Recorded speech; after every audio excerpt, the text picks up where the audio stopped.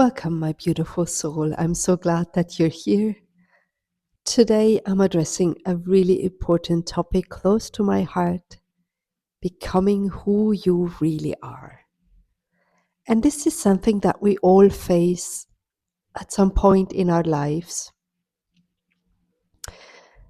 Do you sometimes feel like you're just standing on the side of the field, everybody plays soccer, and you're just simply watching? Or you feel you have to put on a mask before you leave the house in order to fulfill a job, in order to fulfill a daily life that is not really representing who you feel you are? Or are you hiding behind a profession? Are you hiding behind a title or maybe a job description that sounds really sexy or really appealing or really successful, just being in the world?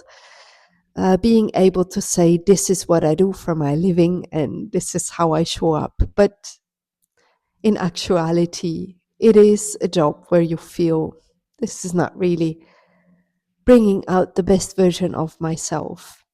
So many of us are going through this, especially in our times where we start to wake up and we feel that there's more to life than just this. I'm now here today to talk to you as your spiritual healer, reminding you who you really are. I would like to see you as being bigger than your trauma. I would like to see you as being bigger than the stories we tell the world of who we are, our identity, what we try to hide behind.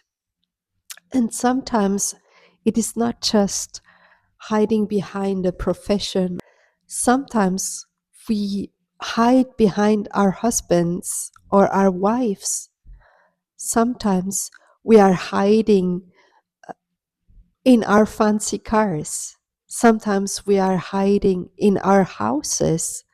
We are hiding because we don't feel accepted, because we feel broken, or we feel that something is wrong with us. We feel guilty when we reach for the bottle again. We feel guilty because we just spent the third hours binging this stupid Netflix series. Or we feel guilty because we just yell at our children and we know this is not who I am. This is not representing me. And to me, this is the biggest part of spiritual healing. And it is the most beautiful and amazing moment when I'm sitting across a person who is just realigning with themselves. When I sit across a person who just realizing who they really are, what their mission is in life, what they have to bring to the world. And when they start to light up, when they start to drop the story of how broken they are, the story of their trauma, and like phoenix out of the ashes, they rise to a greater purpose. And to me, what is interesting is that I have this little tiny voice inside of myself saying like, oh, I tell you, this is actually just the start. This is just her beginning. This is her starting point. This is not the biggest healing leap that she is taking, coming out of this deep, deep trauma and reconnecting with herself. This is the reconnecting moment that brings so much relief, and stepping out of the story you don't no longer want to represent you. This is only the start. How you start walking into the world, how you start walking as the pure you, how you allow yourself to show your true face to the world.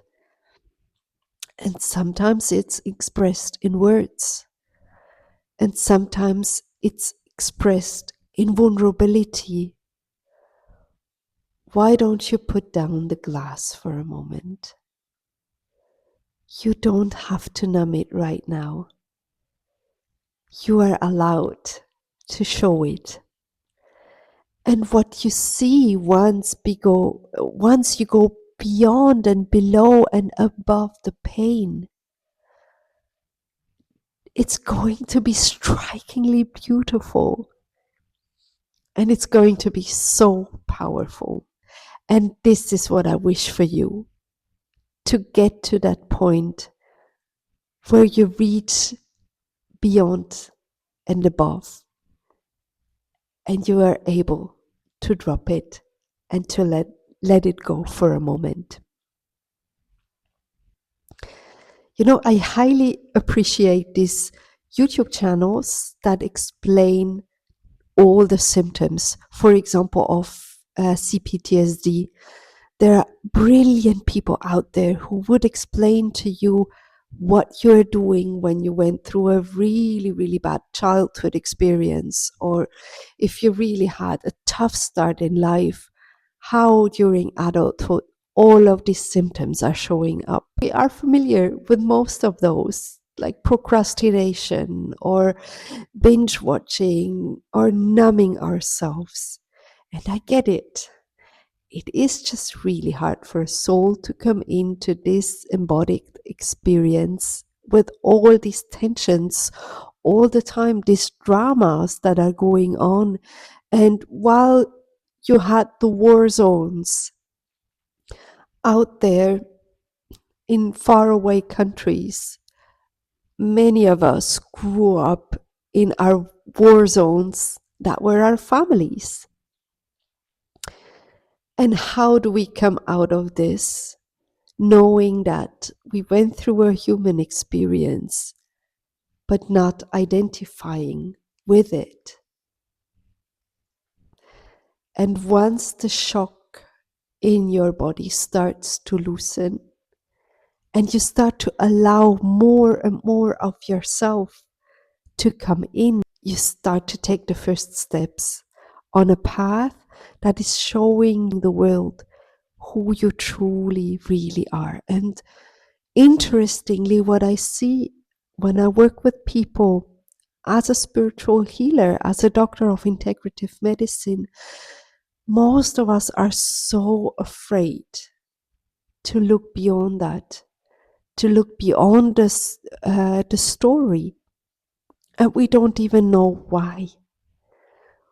We just feel the immediate pain of the past and the immediate longing to please ease it, to please numb it a little bit, and at least to be able to forget for a couple of hours, even though we know that afterwards is going to hit hard again. The human condition. But what if we start to reconnect with the invincible core of our beings? What if we start to reconnect with who we truly are and with our power?